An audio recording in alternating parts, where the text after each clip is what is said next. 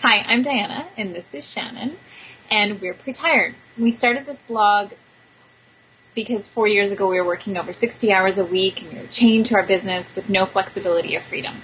And we decided that if we built it, we could actually tear it down and rebuild it. So now we're living our dream with flexibility and freedom, traveling with our families for 4 months at a time while we continue to run our two businesses. And thank you for sharing this journey with us. We're pretty excited about it. Today we're continuing our talk about the 5 fears people have about working from anywhere. Last week we covered off the tips on how to concentrate when you're working in a new location.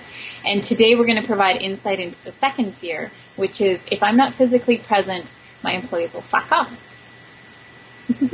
So I kind of love this one, and not because we have slacky employees, I guess, but I love it because we only have one employee. And this is something that makes me want to kind of do a happy dance every time I say it, because we've been on the other end of it and we've had lots of staff, and truly it was an absolute nightmare for us. Not that it's a nightmare for everyone. It works for some people. It just doesn't work for us. Didn't work for us. So instead, now we only have one staff member, and she's absolutely like family to us, and we couldn't live without her. And we have this one critical element with her, and that's trust, and that's really what this all comes down to is Diana, you and I haven't worked with her for over 3 years. Isn't that amazing? We have not been in the same office for over 3 years now, and it's working out very well. Heather actually shares the Pretirement lifestyle that we lead. She works from home. She completely calls the shots as to where and when she works and how she works. And we, on the other hand, always know that the work will get done because we implicitly trust her because she's earned that trust over the years that we've been with her. We also, by the way, though, work with a fabulous network of contractors, outsourced contractors, but that's like a totally different post. It would take a long time to go through. So we can talk about that at another time if it's of interest to people. But for now, I'll just leave it alone. Back to Heather. Yeah. So back to the employee and how to handle that. So where the real magic happened is how we empowered her in her role, and that's really key. To give you an example, we empowered her to make spending decisions up to a certain dollar amount. So we gave her authority on a certain dollar amount to fix problems. That's everyday problems at her discretion. So if an IT problem came up, she could fix it. If a client had a shipping problem or was unhappy, or she needed to send them a thank you, she had the authority to do that and make the solution. And most of the time, honestly, she's the best person to make that decision, and she wasn't held up by us being the bottleneck.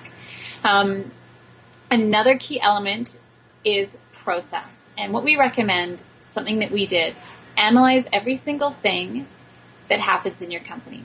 Document the steps, process it, and then replicate it. Do this over and over again until you're happy with the outcome of the process, and then move on to the next. And what this does is it actually takes you out of the equation and allows other people to do steps in there, if not the whole thing, or outsourced. That's where you can start looking into outsourced options. If you're looking for specific examples on what we've done in our business and how we did this, we'd be more than happy to share those. So just put a post in the bottom, a comment in the bottom, and we'll share that. Yes. So as I mentioned earlier, a few years back, we decided that all of the staff wasn't working for us. And so we applied what we talk about all the time, which is the 80-20 rule. And that's really how we ended up with Heather as our only staff member. She was literally the only person we knew we could rebuild our business with. She was the only one that we knew that would really thrive in our Pretirement-based culture that we wanted to create. So I guess our call to action to you today is to take a good look around you. If you have a team, if you have staff, will they be able to adapt and thrive in the new culture that you want to create, or will there be obstacles to that culture? Of course, getting the right team in place is key to a business's success in general, but it takes on a whole new meaning when you consider the heightened level of trust and communication that you need to really get you and your staff to be able to work independently of one another. Yeah, exactly. Awesome. Our next blog will be talking about the third fear, which is about your clients when you're not working right in the same location. So thanks, everyone. We'll talk to you soon. Thanks, everybody.